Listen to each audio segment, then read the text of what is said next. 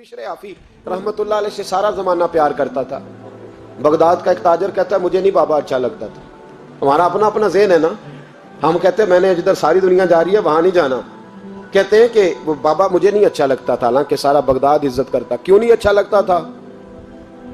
کہتے ہیں اس لیے کہ بابا نا صرف فرض مسجد میں پڑھتا تھا, باقی نماز گھر جا کے. تو میں کہتا تھا اتنا ولی ہے تو باقی بھی مسجد میں پڑھے. کہتے ایک دن میں نے کہا جسوسی کرنی ہے اس کی, جو کہ اسلام میں منع ہے. کہتے حضرت بشر آفی رحمۃ اللہ علیہ نے جمعے کے فرض پڑھے, فرض پڑھ کے نکل گئے دوڑ کے. فرماتے ہیں میں پیچھے ہو گیا. میں نے کہا میں نے سنتیں چھوڑ دی ہیں پر اس کا پتہ کرنا ہے, سنت نفل بعد میں پڑھوں گا. کہتے ہیں حضرت بشر آفی جلدی سے نا ایک کباب والی دکان پہ گئے, وہاں سے کباب خریدے.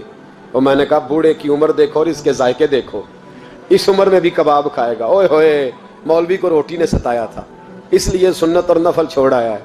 کہتے ہیں تھوڑا سا وہ آگے بڑھے تو نان بھائی کی دکان سے نا نان خریدے. میں نے کہا دیکھو یار, دیکھو اس کے ذائقے, گرم نان کھائے گا. بہت سارے لوگ بغداد میں رات کی روٹی کھاتے پر یہ گرم کھاتا ہے. کہتے ہیں حضرت وہ نان اور کباب لے کے نا جنگل کی طرف مڑے تو میرے دل میں خیال آیا یار بڑا ہی اس آدمی کا عجیب ذہن ہے, یہ اب سبزے پہ بیٹھ کے یہاں موج کرے گا, کھائے پیے گا, اور سنت نفل چھوڑ دی. اللہ ہزاروں مرید ہیں. کہتے ہیں حضرت جنگل میں داخل ہوئے, تھوڑا سا سفر کیا تو کچی آبادی آ گئی. کچی آبادی, ایک کچے مکان کی ٹوٹا ہوا دروازہ, باہر سے کنڈی لگی. بغداد کے ننگے پاؤں چلنے والے ہزاروں مریدوں کے اس پیر نے کنڈی کھولی, اندر گئے. ایک فالج زدہ بابا جی بیٹھے. کہتے ہیں حضرت بشر آفی نے اپنی پگڑی کھولی اور اس آدمی کے منہ سے پانی نکل رہا تھا, رال ٹپک رہی تھی.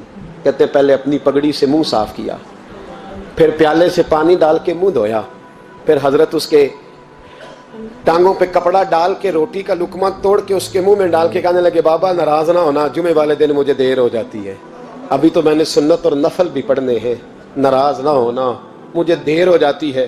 کہتے ہیں وہ بابا رو پڑا اور کہنے لگا بشر یار 14 سال ہو گئے تو روز آتا ہے. 14 سال, یہ 1 صدی کا قصہ ہے, 2-4 برس کی بات نہیں. 14 سال سے تو روز آتا ہے. میں پتہ نہیں کب تک لاش بنے پڑا رہوں گا, تو کب تک آئے گا؟ حضرت بشر آفی نے بابے کے آنسو پوچھ کے کہا بابا فکر نہ کر, آج کے بعد یہ جملہ نہ کہنا کہ تو میرے لیے بوجھ ہے. فرمایا لوگ سمجھتے ہیں کہ میں نے عبادت کر کے مقام پایا ہے, لوگ سمجھتے ہیں میں نوافل زیادہ پڑھتا ہوں, دنیا جانتی ہے کہ میری رات کی تسبیح زیادہ مضبوط ہے, پر میں ان میں سے کوئی بات بھی نہیں. میں تو تیری نوکری کرتا ہوں تو اللہ نے میری عزتوں میں اضافہ فرما دیا ہے. سوچ ہی صاف نہیں, نظریہ ہی ٹھیک نہیں, فکر ہی ٹھیک نہیں. اسلام نظریے کا مذہب ہے, سوچ کا. مسند امام احمد بن حنبل کی حدیث سنی, حضرت انس بن مالک فرماتے ہیں جب انسان نے روزہ رکھا ہوتا ہے نا تو روح ویسے ہی پاک ہوتی ہے اس کی. میں نے یہ سوچا کہ کچھ باتیں ایسی کی جائیں جس سے تھوڑی سی سوچیں بھی تبدیل ہو, کچھ سوچوں کا وضو, سوچوں کا غسل, افکار و نظریات کی بھی بات ہو. ہم سمجھتے ہیں کہ شاید کثرت عبادت اصل ہے. اقبال کہتے ہیں یہ ذکر نیم شبی, یہ مراقبے, یہ سرور, تیری خودی کے اگر نگہباں نہیں تو پھر کچھ بھی نہیں. تیری خودی کے اگر, اور پھر عام چیز نہیں کہا یہ ذکر نیم شبی, سویرے شہری کا ذکر, یہ مراقبہ, یہ جو تو گھنٹوں اللہ کی یاد میں بیٹھا رہتا ہے, یہ سرور. کہتے بے کیف عبادت نہیں, سرور والی. یہ ذکر نیم شبی, یہ مراقبے, یہ سرور, تیری خودی کے اگر نگہباں نہیں, اگر تیرے نظریے کو نہیں بدل سکے, تیری سوچ نہیں بدل سکے, تیرا ایمان مضبوط نہیں کر سکے, تیری خودی کے اگر نگہباں نہیں تو پھر کچھ بھی نہیں. اور خرد نے کہہ بھی دیا لا الہ الا اللہ تو کیا حاصل, دل و نگاہ, دل و نگاہ, دل و نگاہ اگر مسلمان نہیں تو پھر کچھ بھی نہیں. دل و نگاہ. اقبال کہتے ہیں ایک دل کا کلمہ پڑھ, دوسرا نظر کا کلمہ پڑھ, ان پہ پابندی لگا. دل و نگاہ اگر مسلمان نہیں تو پھر تو کچھ بھی نہیں, کچھ بھی نہیں. حضرت انس بن مالک کہتے ہیں میں حضور کے پاس بیٹھا تھا, حضرت عبداللہ ابن عمر بھی بیٹھے تھے. کوئی بات ہو رہی تھی, ایک حجرے میں بیٹھے تھے, دروازے پہ دستک ہوئی. مسند امام احمد میں حدیث ہے, نبی پاک علیہ السلام نے فرمایا انس دروازہ کھولو, دروازے پہ وہ بندہ ہے جس کو اللہ بغیر حساب کتاب جنت عطا فرمائے گا. وہ بندہ ہے دروازے پہ. حضرت انس بن مالک کہتے ہیں میں نے دروازہ کھولا تو بندہ دیکھا, غریب سا ایک انصاری صحابی, اور بندہ بڑا سادہ, وضو تازہ کر کے آیا ہے تو پانی کے قطرے داڑھی سے بہہ رہے ہیں, اور چمڑے کے جوتے اس نے لپیٹ کے نا تو بغل میں چھپائے ہوئے. آ کے اتحیات کی حالت میں بیٹھا، حضور سے 2-4 باتیں کی، چلا گیا۔ ہم اس کا رنگ دیکھتے رہے اور مصطفیٰ کا کرم دیکھتے رہے۔ اس کو حضور نے جنتی کہا ہے۔ کہتے ہیں اگلے دن اسی ٹائم اسی وقت ہم حضور کے پاس بیٹھے تھے، پھر دروازے پہ دستک ہوئی۔ حضور نے فرمایا دروازہ کھولو، دروازے پہ وہ بندہ ہے جسے اللہ بغیر حساب کتاب جنت عطا فرمائے گا، بغیر حساب۔ کہتے ہیں دروازہ کھولا اور جیسے ہی میری نظر پڑی، بندہ بھی وہی ہے جو کل آیا تھا اور انداز بھی وہی ہے جو کل تھا، اسی طرح پانی کے قطرے، اسی طرح جوتے بغل میں، السلام علیکم، کل حضور فلاں بات کی تفصیل پوچھنی مجھ سے رہ گئی تھی، غلطی ہوگی، دوبارہ آیا ہو۔ اس نے اپنی گفتگو کی، چند جملوں میں بات سمیٹی، چلا گیا۔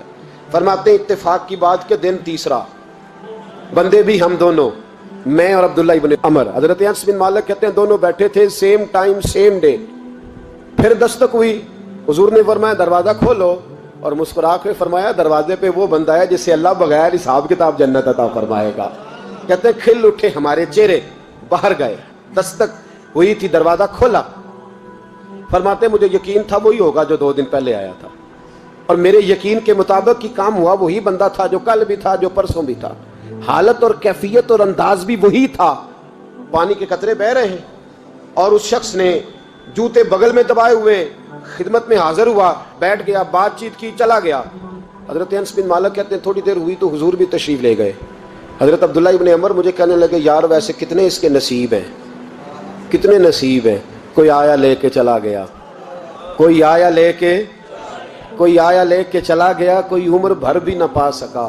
میرے مولا تجھ سے گلا نہیں، یہ تو اپنا اپنا نصیب ہے، یہ تو اپنا اپنا، اور نہ کسی کے حال پہ طنز کر، نہ کسی کے غم کا مذاق اڑا، وہ جسے چاہیں جیسے نواز دے، یہ مزاج لطف رسول ہے صلی اللہ تعالی علیہ وسلم۔ کہتے ہیں ہم لوگ گفتگو کرنے لگے، عبداللہ ابن عمر مجھ سے کہنے لگے یار ویسے پتہ کرنا چاہیے یہ کون سا عمل کرتا ہے، پتہ کرنا، جیسے ہم نہیں پتہ کرتے کہ یہ بندہ بڑا چمک گیا، پتہ کرو کون سا کاروبار کرتا ہے، ذرا اس کی جاسوسی تو کرو۔ اور بندے بھی بڑے سمجھدار ہیں، وہ سائیڈ بزنس نہیں بتاتے، وہ کہتے ہیں وہ جو میرا علیحدہ ہے وہ نہیں بتانا، کہیں یہ نہ شروع کر لے۔ حالانکہ انسان کے پاس جو خوبی، جو اللہ نے اسے دولت دینی ہوتی ہے، وہ اپنا اپنا نصیب ہوتا ہے، وہ گھر میں بیٹھے بھی اللہ عطا کر دیتا ہے۔ وہ کہتے ہیں کہ پتہ کرو کیا عمل کرتا ہے۔ تو حضرت عبداللہ ابن عمر کہتے ہیں میں اس کے پیچھے ہو گیا، اس سے سلام لی، تو میں نے کہا مجھے 2-3 دن کے لیے مہمان بنا لو گے؟ مان نہ مان، میں تیرا مہمان، 2-3 دن کے لیے مہمان بنا لو گے؟ تو کہتے ہیں مجھ سے کہنے لگا کوئی گھر میں جھگڑا ہو گیا، کیونکہ پڑوس میں تو تمہارا، قریب ہی تو تمہارا گھر ہے، میرے مہمان بننے کو جھگڑا ہے؟ تو میں نے کہا چلو ایسے ہی سمجھ لو، پر مجھے مہمان بنا لو۔ کہتے ہیں میں 3 دن اور 3 راتیں اس شخص کے ساتھ رہا، وہ کتنا صدقہ کرتا ہے میں نوٹ کرتا رہا، نماز کتنی پڑھتا ہے، اس کا کیا، میں چاہتا تھا کہ وہ عمل مجھے ملے جس کی برکت سے مصطفیٰ نے اسے 3 مرتبہ جنتی فرمایا ہے، تاکہ وہ کیفیات مجھے بھی ملے۔ حضرت عبداللہ ابن عمر کہتے ہیں کہ میں نے کوئی خاص چیز نہیں دیکھی، وہ عشاء پڑھتا تو فجر تک بستر پہ کروٹیں لیتا، اور میں الحمدللہ اٹھ کے تہجد بھی پڑھتا، نوافل بھی پڑھتا۔ کہتے ہیں وہ 1 سپارہ پڑھتا، میں 3 پڑھتا۔ فرماتے اس نے 3 دنوں میں کھجور بھی صدقہ نہیں دیے کہ کھجور بھی، اور میں نے بڑے بڑے غریبوں کی مدد کی۔ میں کہنے لگا کہ عمل تو میرا زیادہ ہے اس سے، پھر خوبی کیا ہے؟ خاص توجہ کرنا، اسلام اور دین کا جو فکری اساس ہمیں صحابہ نے دی۔ حضرت عبداللہ ابن عمر کہتے ہیں میں نے تیسرے دن اسے کہا بھائی اللہ تیرا بھلا کرے، تو نے بڑی خدمت کی، میں نے جانا ہے میرا کوئی جھگڑا نہیں ہوا تھا، میں تو بس تیرا عمل دیکھنے آیا تھا کہ تو عمل کیا کرتا ہے۔ تو وہ صحابی کہتے ہیں مجھے کہنے لگے یار تو میرا عمل دیکھنے آیا تھا، مجھے بتا تو صحیح کیا نے، اور کیوں دیکھنے آیا میرا عمل، تجھے کیا ضرورت پڑی میری جاسوسی کی؟ تو کہتے ہیں مجھ سے جب اس نے سوال کیا تو میں نے اس کو کہا بھائی تو 3 دن آیا نا، ہم بیٹھے ہوئے تھے، کہا ہاں میں آتا رہا ہوں، کہا 3 دن نبی پاک نے فرمایا اللہ تجھے بغیر حساب کتاب جنت عطا فرمائے گا۔ تو میں چاہتا تھا کہ میں ذرا جاسوسی کروں، ذرا دیکھوں، کھوج لگاؤں کون سا ایسا عمل ہے، آپ بھی ذرا دھیان دیجئے گا کون سا ایسا عمل ہے۔ حالانکہ تو عشاء پڑھتا ہے اور اٹھ کے فجر پڑھتا ہے، میں تہجد بھی پڑھتا ہوں، تیرا سپارہ 1 ہے میرے 3 ہے، کون سا ایسا عمل ہے جس کے سبب تجھے جنت ملے گی؟ کہتے ہیں وہ صحابی کہنے لگے یار کوئی ایسا عمل نہیں، کوئی شے نہیں، میں اس قابل ہی نہیں، من آنم کے من دانم، جو میں ہوں مجھے پتا ہے۔ کہا پھر کوئی بات تو ہوگی، تیری مہربانی بتا دے، میں نے 3 دن 3 راتیں محنت کی ہے، بتا دے۔ کہتے ہیں وہ کہنے لگے اگر تجھے بتاؤں نا تو پھر سن، میں جب رات کو سوتا ہوں تو اپنے دل پہ نظر ڈالتا ہوں، اور سویرے جب اٹھتا ہوں تو پھر اپنے دل پہ نظر ڈالتا ہوں، موبائل پہ نہیں، کنجی پہ نہیں کہ چابیاں کدھر ہیں، بٹوے پہ نہیں، میں رات کو سوتے ہوئے بھی اپنے دل پہ نظر ڈالتا ہوں، سویرے اٹھتے ہوئے بھی میں سب سے پہلے اپنے دل پہ نظر ڈالتا ہوں۔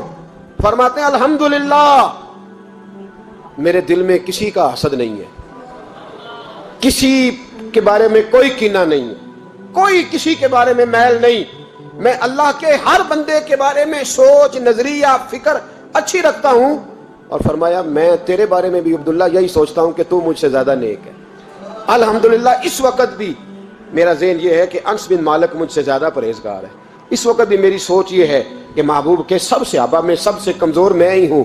نبی عبداللہ ابن عمر کہتے ہیں میں نے اس کا ہاتھ چوما، میں نے کہا سمجھ آ گئی ہے، تیرا نظریہ، تیری سوچ پکی اور سچی مسلمان ہے، تو دل اور روح کا مسلمان ہے، تو نظر اور روح کا مسلمان ہے۔